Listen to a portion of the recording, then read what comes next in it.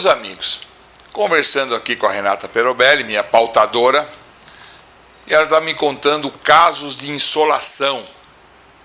De fato, insolação é uma coisa interessante.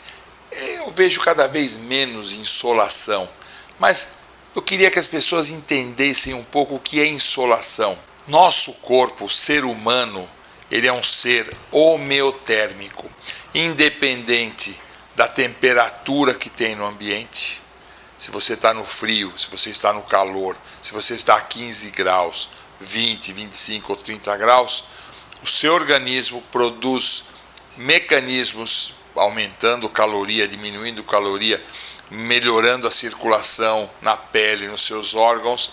Ele cria um jeito da sua temperatura se manter constante, pelo menos numa faixa de normalidade. É o famoso 36 a 36,9 graus Celsius, que é a temperatura normal de um ser humano. Às vezes pode ser 35,9, 36, mas independente do lugar que você esteja e da temperatura daquele ambiente, o seu corpo vai estar com essa temperatura. Então você está num lugar com 40 graus de temperatura ambiente, um baita sol, mas o seu corpo internamente vai estar com 36. Muito bem, isso é uma coisa fantástica. A sobrevivência do ser humano tem tudo a ver com isso. A circulação do sangue, o fluxo de sangue no cérebro, o metabolismo, tudo isso ocorre porque nós conseguimos nos manter nessa temperatura. Por isso mesmo, agora vamos fazer uma aulinha de ciências para a garotada, somos homeotérmicos. Diferente da lagartixa que você põe a mão nela, ela é geladinha, ela é poiquilotérmica. Então, o homeotérmico, que é o ser humano, ele consegue se manter em algumas temperaturas nessa oscilação. Não vou falar hoje do congelamento, que seria outra situação.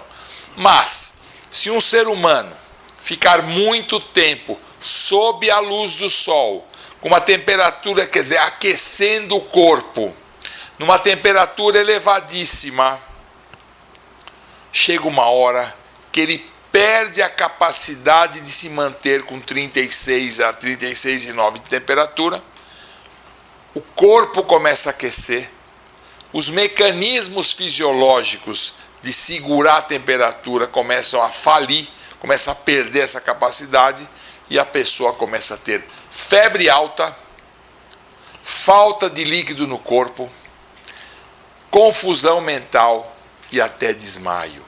E dependendo da situação, o distúrbio é tão intenso que a pessoa entra em falência circulatória, coma e morte. Estou descrevendo um caso de insolação. É a falência do controle da temperatura interna de um ser humano por causa de um excesso de calor próximo de você, fazendo você transpirar muito, fazendo você aquecer internamente. Não tem outra explicação. Isto é insolação. Então, como fazer para não ter insolação? Porque se tiver insolação, correria, hospital, UTI, soro, resfriamento do corpo e com grande chance de morte.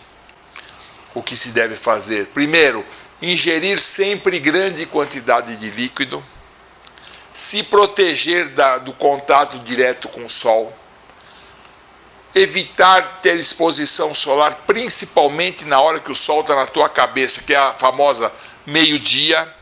Então, das 10 da manhã às 2 ou 3 da tarde, não enfrente o sol sem nenhuma proteção. Ingestão de grande quantidade de líquido, uso de protetor solar e uso de bonés. Quer dizer, teoricamente é uma coisa relativamente simples de ser feita. Mas, se a pessoa se distrai, ou quando é criança, se a família se distrai, realmente isso poderá ser fatal.